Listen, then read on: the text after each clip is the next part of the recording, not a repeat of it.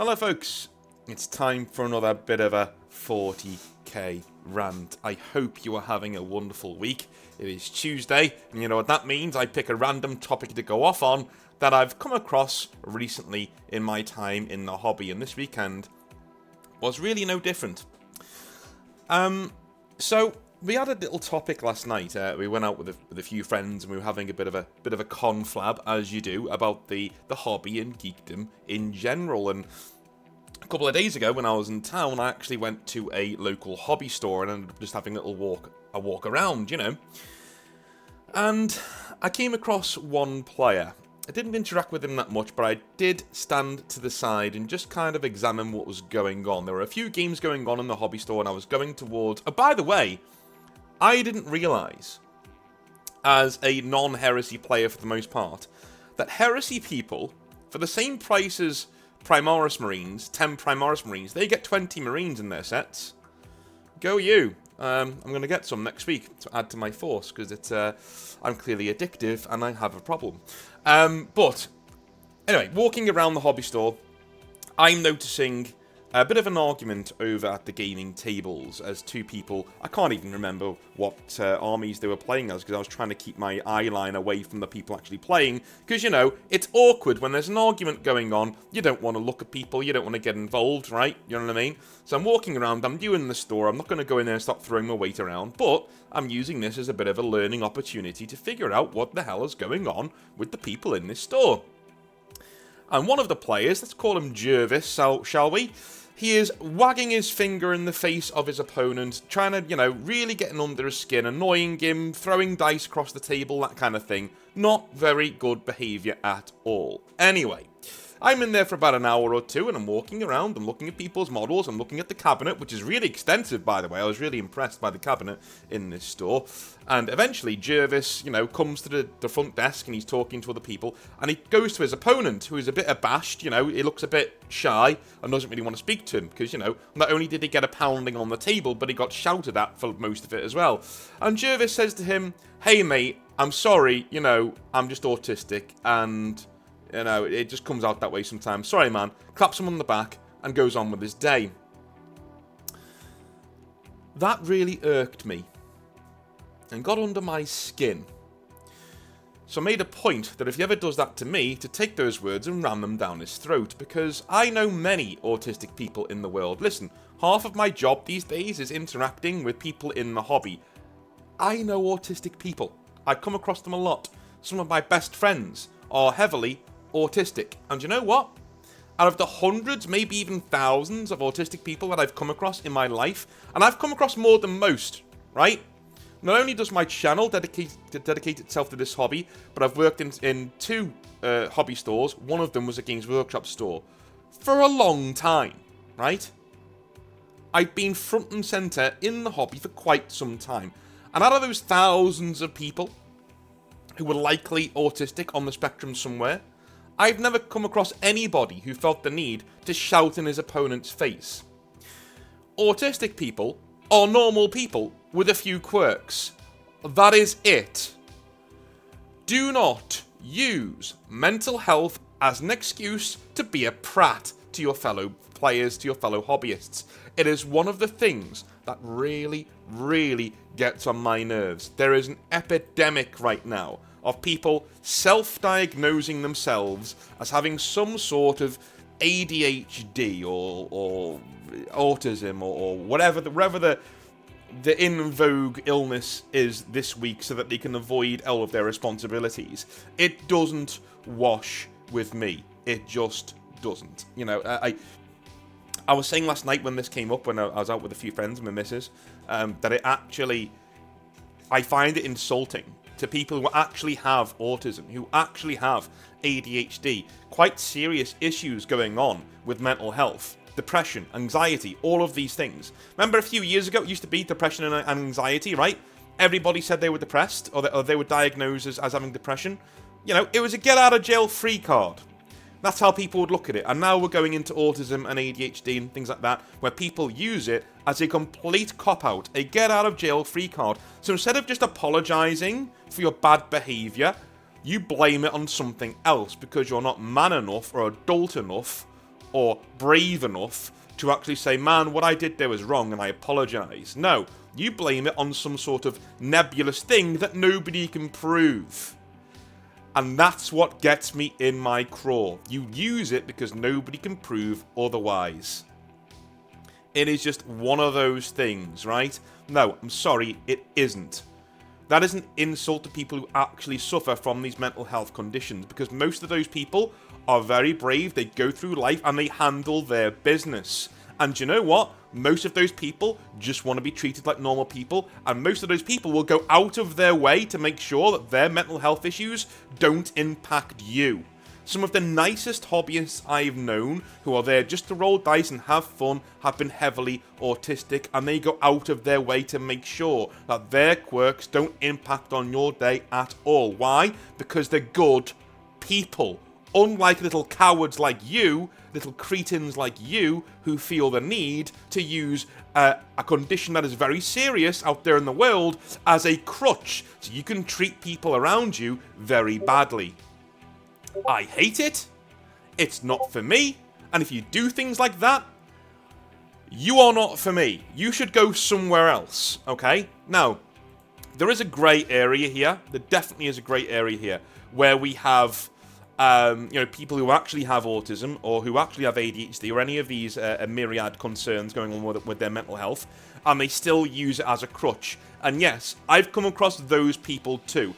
I will say this, if you have autism, if you have a serious problem going on with your mental health, right, examine it, step aside from it, and try to make sure it doesn't affect people around you, especially in the hobby, because it doesn't matter.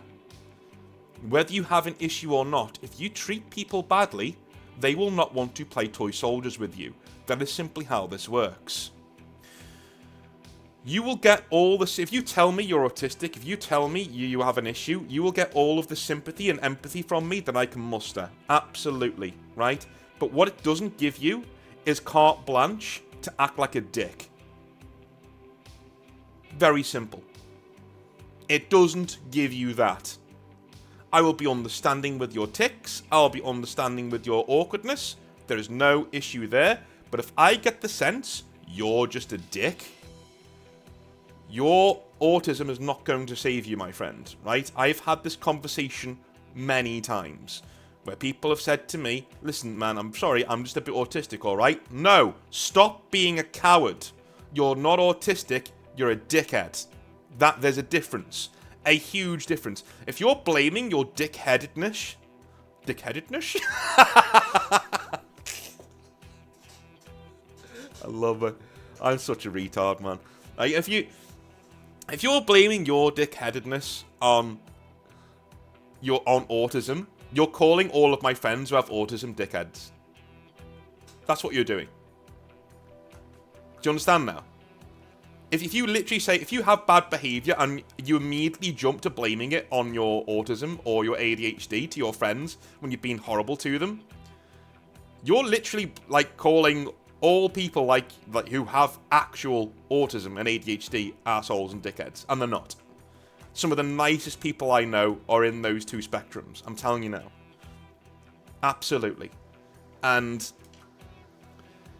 I really feel for them, because I know people who really do suffer a lot with these conditions, and to have somebody else use it as a sort of cowardly kickstand so that they can abuse and have a go at people around them, that's the lowest of the low, man.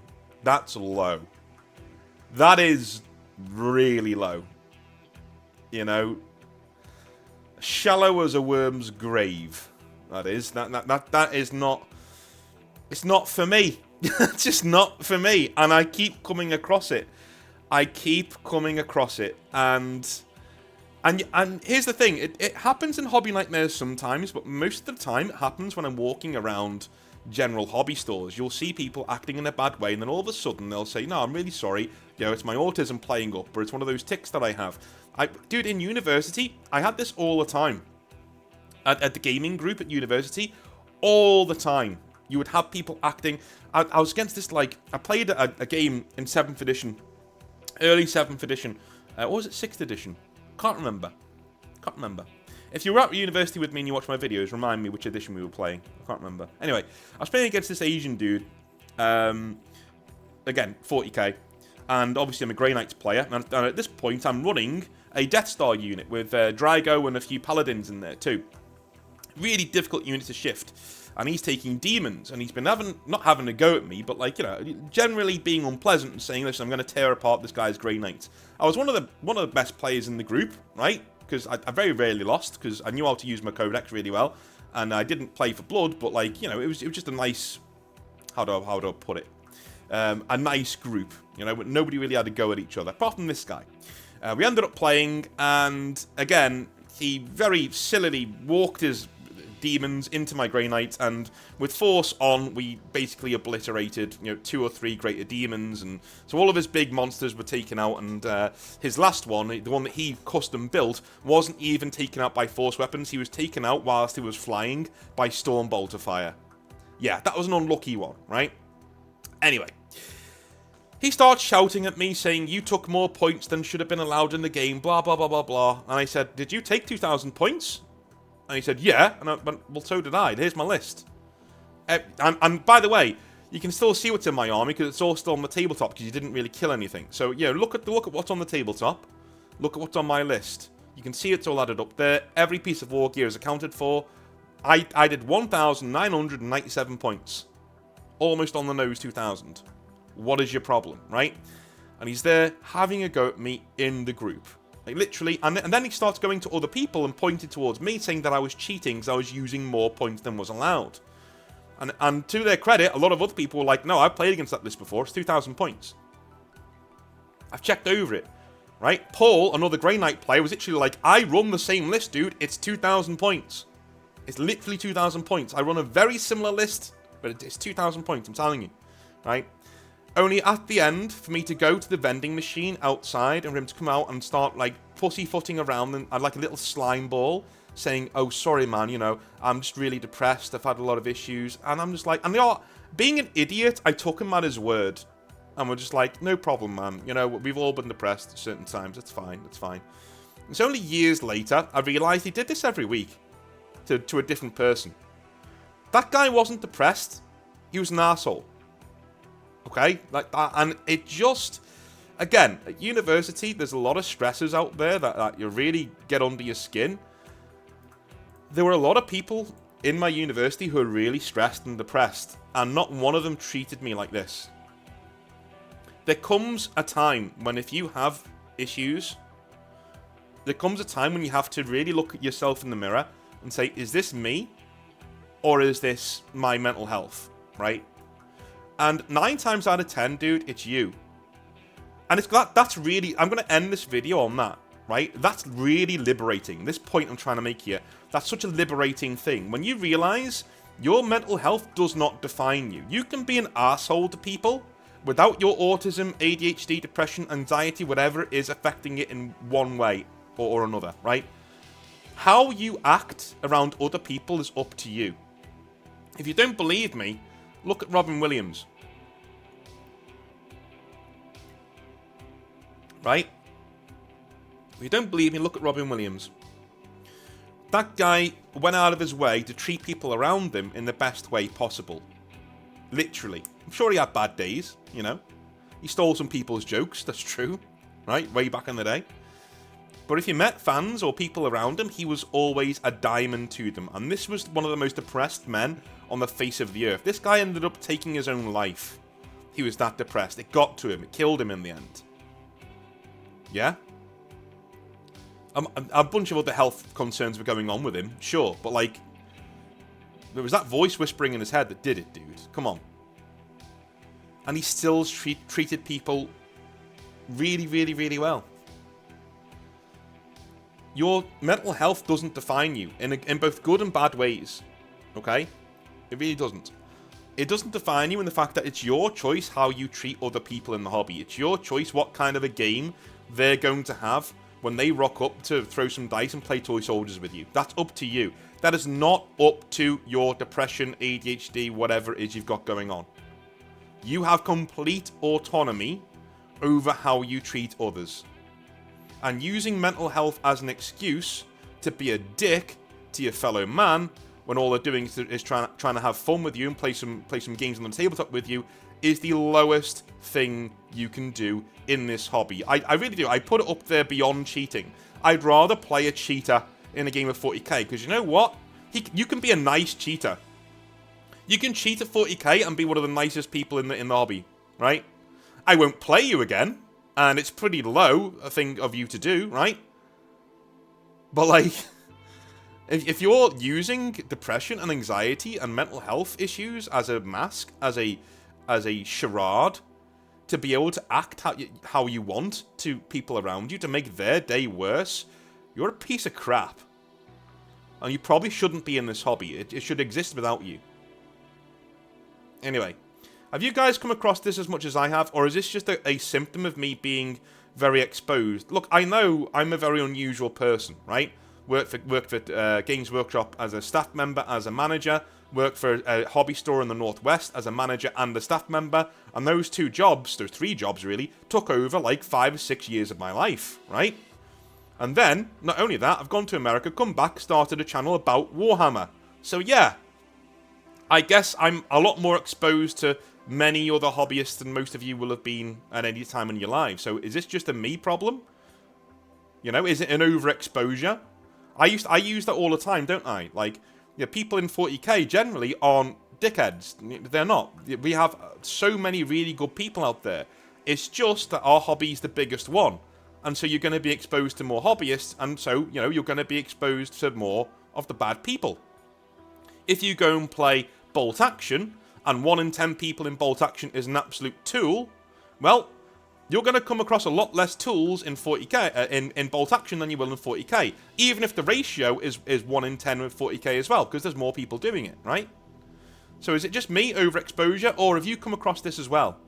Let me know in the comment section down below. I will speak to you tomorrow with some more Hobby Nightmares, and I think we're doing another Macca session this week where we're going to be talking in positives about Warhammer. Oh my god, I know. On what your the most, how do I put it, most important books out there that you need to read, whether it be a codex, book, or whatever else is in the hobby to get yourself into it. We'll see you on Thursday to do that, and we'll see you tomorrow for some more Hobby Nightmares. Have a wonderful rest of your day, and I'll speak to you soon. Have a good one. Bye now.